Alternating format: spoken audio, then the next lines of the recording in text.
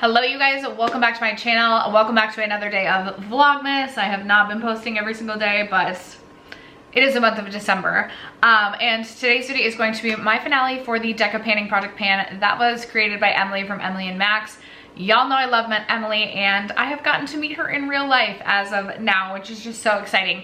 I am super excited to do this project again next year. I will be starting it again on January 20th, but we're gonna take a month off. But I'm very excited to share my results, and I have 3 products that I've actually emptied out and finished off. So I'll be sharing those with you today in today's update. And then I did hit my goal on one other product in this project, so if you're interested, stay tuned. First, if you have yet to subscribe to my channel and you like project panning content, palette themed content, or just chit chatting about some makeup, I'd love if you'd consider subscribing before moving on. And other than that, let's jump into the video.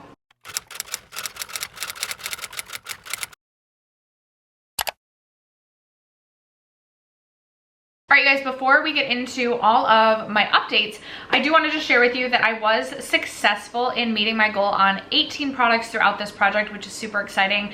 This is one of my favorite projects to do. I love that it has the random aspect to it. I also just enjoy doing projects that other people in the community are doing, so that you get to project pan alongside other project panners and cheer one another along. So I'm definitely looking forward to doing this project again in 2020. I almost said 2022. Never want to go back to that year. 2024. But we're going to be taking a month off. That being said, let's get into my progress. So let's start with this product first. This is a rollout. It is an empty. This product has been going in since the introduction, and I feel like I've been trying to pan this product since the year that this product came out. It's from Dose of Colors in collaboration with Desi and Katie. It is in the shade A Mauve Story, if I didn't say it's a liquid lipstick, and I believe I rolled this in for the Prompt and Influencer brand or collab, and I am so excited. I took the stopper out. I literally cannot scrape any more out of this. I actually am gonna be kind of sad to not have this in my collection anymore. This was a really, really beautiful liquid lipstick, kind of like a Your Lips but better sort of shade. It was pretty, I was gonna say it was not like soap. I was gonna say it was pretty mauve-y. I mean, this shade is literally A Mauve Story, but it wasn't like so mauve-y that it was like grungy. It was just so beautiful. And I already love the Dose of Colors liquid lipstick formula, but this one was even less drying. This one never like totally dried down. It was more of like a satin formula, and I just was a big fan of it. But I've also been working on this product for years in other projects, so I'm so excited to have a liquid lipstick empty to share at the end of this year. All right, next up is another product I'm so excited to be able to call an empty. I've been working on this product since March. This is the Kevyn Aucoin Sculpting Powder. I'm not exactly sure what I rolled this in for. It was either a focus product or a graveyard product. I have been trying to pan this for so long as well. I feel like this was a product that was pretty easy to hit pan on, but then I don't know if I just stopped contouring, which I'm pretty sure I did actually just stop contouring. I didn't contour that much, and it just took me forever to finish this product. So looking at this whole shiny pan just makes me so happy inside. There's the smallest amount of dust over in the corners, but this is an empty. It is an empty. I'm so excited to have a powder contour to count as an empty. I'm so excited to share my empties with you guys at the end of this year. So that one is officially done as well. Next up, this one I'm proud of, but it's also not an empty. This is the Oma Beauty Contour and Highlight Stick. I rolled this in for a dual-ended product, and my goal is to finish off both sides.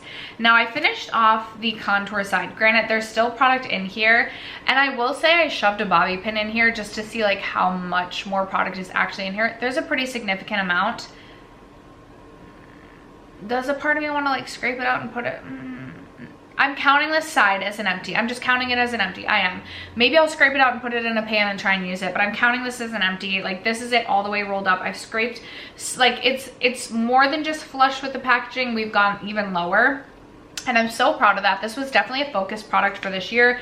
I included this product in 23 products I wanted to pan in 2023 and knew that this would be one of the most challenging products that I did include.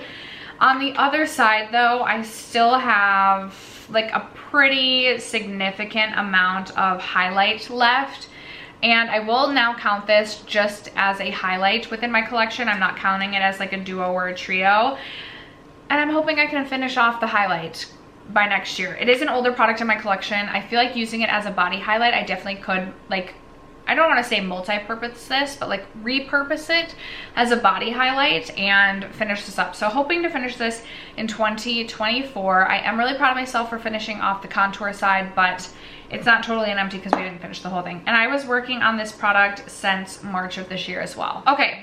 The rest of these products I've been working on for either the last month or two. Some of these I'm like, I don't have the best notes towards the end. I was really giving up on like my my tracking of my products as we got towards the end of this project. But this Hourglass powder I rolled in, I believe in October, and I rolled it in for a glowy product.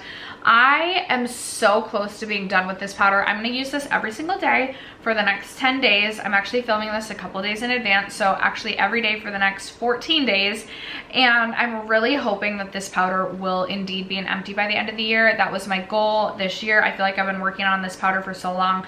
I really do love this and use this just about every single day as a finishing powder on my face, as well as a powder to just add some glow to the skin. If I didn't say, this is the Hourglass Ambient Lighting Powder. I feel like I've been trying to unofficially pan this product for years, and I'm still keeping my fingers crossed that'll be an empty by the end of the year, but that is not an actual empty now. This Bite Beauty Agave Lip Mask I actually rolled in August, and I rolled this in for a long haul product. When I rolled this in, I was about right here, and this is a very old product in my collection. I actually found this on the floor of my car when I was cleaning it out. But the Bite Beauty Agave Lip Mask used to be one of my absolute favorites. It didn't smell funky. I had used it on my lips and I didn't break out around my lips or anything. So I felt like it was safe to use. And so I really wanted to try and at least get use out of it while I felt like I could. And this is actually now an empty as well. I've slowly worked away at this product over the course of the last 4 months or so. And I am so excited that I was able to finish this up, get my money worth out of it. I obviously can't purchase this product anymore, and I loved every moment. It really does such a nice job of nourishing the lips. It's really hydrating. It is a much thicker product, so I don't know if everyone would have loved that about this, but it was a great car glass, especially when I was commuting to go like visit my mom, who lives about an hour and 15, hour and a half away. I would put this on and it would just hydrate my lips for the car ride. Very excited to have another empty to be able to add to my year-end empties. This Kaja stack I rolled in for the prompt, a multi-purpose product, and I rolled this in October as well. Totally forgot about it, hadn't used it at all. Gave myself a goal of reaching for each product in here at least 5 times. Last month I changed it to 3 times. The blush I reached for 1 total time. The highlight I reached for 2 total times. And the bronzer I reached for 2 total times. I actually brought this with me traveling to Las Vegas, but didn't reach for it at all, which I'm kind of bummed about. This is something I really want to focus on next year because I do really love this stack, but feel like it just got a little bit neglected this year. So wasn't able to hit my goal on this, but it did kind of remind me that I want to pull this out next year and give that some more love. The last product I was able to hit my goal on was this palette right here. This is from It's Belle Cosmetics, and it's the Flare palette. And I actually gave myself a goal of reaching for this No Pan Left Behind style. It is a 9-pan all shimmer palette, and I finally have reached for every single shade in this palette at least once. I have reached for the shade Aquamarine, Rosewater, Morganite, and Larimar more than 1 time. This is a really, really beautiful palette. There's some duochromes in here. There's some really, really sparkly, very shimmery shades. And it definitely made me more interested in trying more from It's Belle Cosmetics. This is definitely a complimentary palette. I have not yet used this palette to create just like one look using just this palette, but I do really like to pull this in with a neutral look just to add a pop. I also actually really enjoy reaching into this palette for a nail polish. I had so much fun using eyeshadow as nail polish this year. I really enjoyed the shade Aquamarine as a nail polish, as well as Ernite. I thought those made really beautiful nail polishes, so I was able to use this No Pan Left Behind style. You will see a ranking from me before the end of the year of ranking every palette that I No Pan Left Behind this year, and I'm very excited to kind of look through all of the palettes that I No Pan Left Behind and rank them. And that is a project that I do plan to do next year as well, because I really feel like I got to know my eyeshadow palette collection in a different light doing that project, and it just kind of made me like think of my palette collection differently, as well as like think of how I utilize eyeshadow palettes in general differently. I don't know, I really like that palette. That's a total sidebar. The final product that I rolled in was a Fenty Beauty Gloss Bomb, just a little mini. It actually wasn't this one, it was a different little gloss bomb that I rolled in for the prompt. I think it was a wildcard product, like I could select any product that I wanted. I cannot find the little mini gloss bomb that I rolled in. It's probably in a purse, in a desk drawer, in my car. It's somewhere. It's not an empty. I was hoping to finish one little mini Fenty gloss bomb before the end of the year. It didn't happen, but I just pulled this out to remind myself of that. In fact, maybe I'll add a little bit of gloss. This won't be an empty by the end of the year. I haven't reached for this little mini much at all, but kind of sad about that, but it's okay. But after that, you guys, those are all the products that I was working on for the last month of this Deco Panning Project Pan.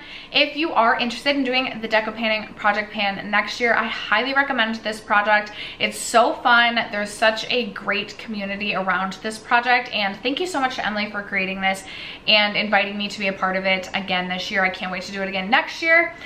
If you guys are project panners, I would love to know, or even if you're not, I would love to know the most recent product that you recently hit pan on or finished up. Let a girl know in the comments below. Other than that, thank you so much for sticking around to watch today's video and for supporting me, my channel, this project. I love you guys so much, and I will catch you in my next video. Bye.